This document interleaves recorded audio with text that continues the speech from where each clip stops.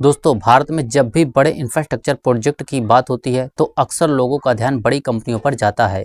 लेकिन पर्दे के पीछे कई छोटी कंपनियां भी काम कर रही होती हैं जो सड़कें, पुल, सरकारी बिल्डिंग और कंस्ट्रक्शन प्रोजेक्ट्स बनाती हैं। आज हम बात करने वाले हैं अटल रियलटेक लिमिटेड की, एक ऐसी कंपनी जिसकी मार्केट कैप लगभग 367 करोड़ रुपए है। लेकिन कंपनी गवर्नमेंट कॉन्ट्रैक्टिंग और इंफ्रास्ट्रक्चर प्रोजेक्ट में तेजी से अपनी पहचान बनाने की कोशिश कर रही है। अब सवाल ये है, आखिर अटल रियलटेक कंपनी करती क्या है और कंपनी पैसा कैसे कमाती है।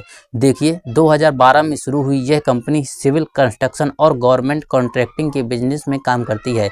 यानी कंपनी सरकार और दूसरी संस्थाओं के लिए बड़े कंस्ट्रक्शन प्रोजेक्ट्स बनाती है, जैसे road, bridge, water supply projects, drainage system, stadium, hospital, school buildings और housing projects. Company Maharashtra government के पब्लिक वर्क्स डिपार्टमेंट में क्लास ए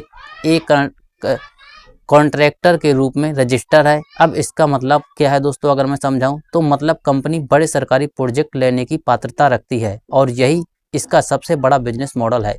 कंपनी केवल बिल्डिंग नहीं बनाती बल्कि पूरा प्रोजेक्ट मैनेजमेंट भी संभालती है, यानी डिजाइन से लेकर प्लानिंग, प्रोक्योरमेंट, कंस्ट्रक्शन और डिलीवरी तक।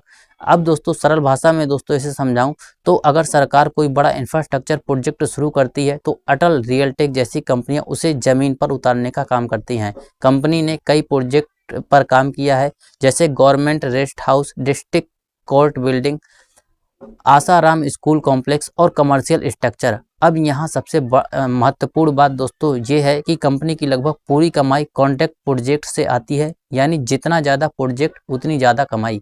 लेकिन दोस्तों इंफ्रास्ट्रक्चर सेक्टर में काम करना आसान नहीं होता है, यहाँ कंपटीशन भी बहुत बड़ा होता है और पेमेंट डिले, राइजिंग कॉस्ट और गवर्नमेंट अप्रूवल जैसी चुनौतियां भी रहती हैं। फिर भी भारत में तेजी से बढ़ते इंफ्रास्ट्रक्चर स्पेंडिंग का फायदा ऐसी कंपनियों को मिल सकता है क्योंकि सरकार लगातार रोड्स, हाउसिंग, वाटर सप्लाई और स्मार्ट सिटी प्रोजेक्ट पर खर्चा बढ़ा रही है। दोस्तों अब बात करते हैं बोनस शेयर की। कंपनी ने अपने निवेशकों के लिए 2:1 बोनस शेयर देने की सिफारिश की थी, यानी हर एक शेयर पर 2 नए शेयर दिए जाएंगे। इसके अलावा कंपनी ने अपना ऑथराइज शेयर कैपिटल भी बढ़ाने का फैसला लिया था, जिससे साफ संकेत मिलता है कि कंपनी भविष्य में एक्सपेंशन की तैयारी कर रही है। लेकिन दोस्तों छोटी कंपनियों में रिस्क भी काफ़ी ज़्यादा होता है, इसलिए किसी भी निवेश करने से पहले अपने फाइनेंशियल एडवाइजर, बुक और डेट को समझना बहुत ज़रूरी है। अब सवाल आपसे, क्या आपको लगता है कि भारत के इंफ्रास्ट्रक्चर बूम का सबसे ज़्यादा फायदा छोटी कंस्ट्रक्शन कंपनियों को मिल सकता है? कमेंट करके जरूर बताइए। अगर दोस्तों वीडियो पसंद आए तो वीडियो को लाइक, चैनल को सब्सक्राइब जरूर करना। और दोस्तों मैं अपनी पर्सनल एडवाइस दूँ तो किसी भी माइक्रो कैप कैटेगरी की कंपनी में निवेश करने से पहले बहुत सावधानी बरतनी चाहिए, क्योंकि 10 में से 8 माइक्रो कैप कैटेगरी कंपनियाँ या तो पैसा डुबाती हैं या तो हमेशा के लिए साइडवेज ही रहती हैं।